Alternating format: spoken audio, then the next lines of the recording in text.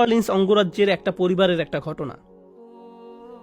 পরিবারটা ছিল অনেক ধনী, তাদের গাড়ি ডিলারশিপের ব্যবসা ছিল, তাদের দোকান ছিল একেবারে সমুদ্র সৈকতের পাশে।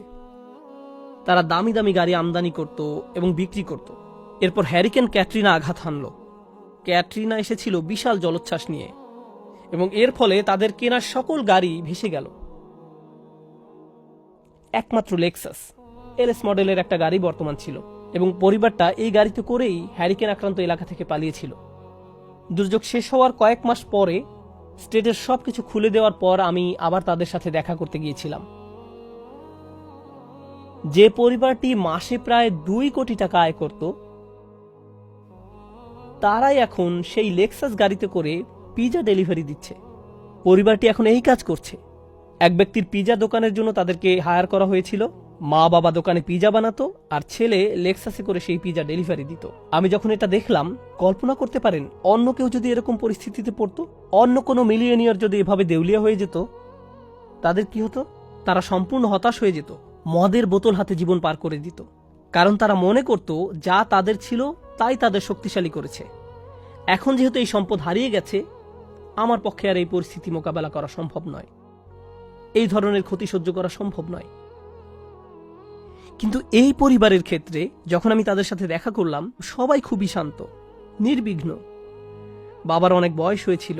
এই রকম বয়সে এমন ক্ষতির সম্মুখীন হলে মানুষ হার্ট অ্যাটাক করে, উচ্চ রক্তচাপে ভোগে, কিন্তু এই মানুষটা সম্পূর্ণ শান্ত। তো আমি তাকে জিজ্ঞেস করলাম, কিভাবে এটা সম্ভব? আমি এমনকি আমার প্রশ্ন করাও শেষ করতে পারিনি। আমি শুধু বললাম, কিভাবে? তিনি হেসে উঠলেন। তিনি বললেন, যখন ব্যবসা ভালো ছিল, আমি সারাক্ষণ ফোনে ব্যস্ত থাকতাম। শিপমেন্ট এসে পৌঁছেছে কিনা, পেমেন্ট দিতে দেরি হচ্ছে কিনা, কার কি ডেলিভারি দেওয়া প্রয়োজন, কাস্টমার খুশি কিনা, ট্যাক্সের হিসাব ঠিক আছে কিনা, কর্মচারীদের সমস্যা, অমুক সমস্যা, তমুক সমস্যা। এসব কারণে আমি কোনো মতে জুমার নামাজে উপস্থিত হতে পারতাম, কোনো রকমে। কিন্তু এখনো তো টেবিলে খাবার আছে, এখনো তো আমাদের মাথার উপর ছাদ আছে, আর এখন আমি নিশ্চিন্তে মসজিদে গিয়ে নামাজ আদায় করতে পারি। আর সকালে ঘুম থেকে উঠে আমাকে কিচ্ছু নিয়ে ভাবতে হয় না, একমাত্র আমার রবকে মনে করা এবং তার কৃতজ্ঞতা জ্ঞাপন করা ছাড়া। আমার আসলে মনে হয় আমার জীবন শেষ হওয়ার পূর্বে আল্লাহ আমাকে সহজ জীবনের এই নিয়ামত দান করেছেন। সেই বাবা এটাই বলেছিলেন।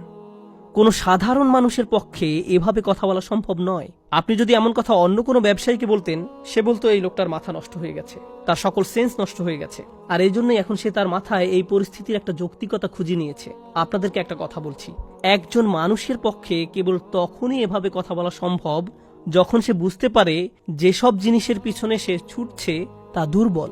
কেবলমাত্র আল্লাহই শক্তিশালী।